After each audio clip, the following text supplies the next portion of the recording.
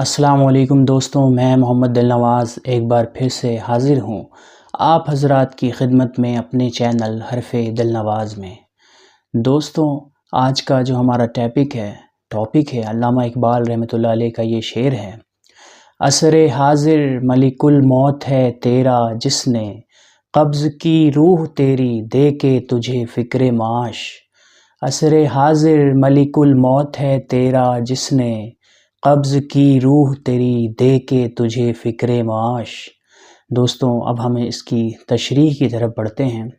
علامہ صاحب فرماتے ہیں کہ یہ جو عصر حاضر ہے، یہ جو کرنٹ دنیا ہے، یہ جو دنیا ہے، یہ ملک الموت ہے۔ ملک الموت اس فرشتے کو کہتے ہیں جو انسانوں کی روح قبض کرتا ہے، تو انسان کی پھر موت ہو جاتی ہے۔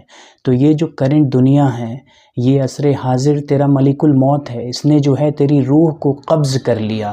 تو بظاہر جسم سے زندہ تو ہے لیکن تو مر چکا ہے۔ اس نے تجھے فکر معاش دے دی، کمانے کی، پیسوں کی، فائنینشیل چیزوں کی، ایشوز کی، تجھے اتنی ٹینشن دے دی کہ جو تیری خودی تھی، جو تیرا اندر اپنا آپ تھا، وہ مر چکا ہے۔ اسی لیے علامہ صاحب نے فرمایا نا کہ عصر حاضر ملک الموت ہے تیرا جس نے قبض کی روح تیری دے کے تجھے فکر معاش۔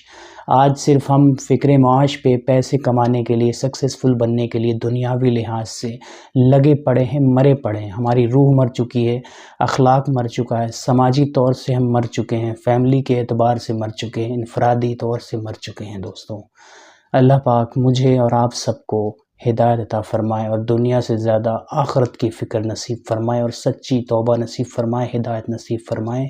السلام علیکم ورحمۃ اللہ وبرکاتہ۔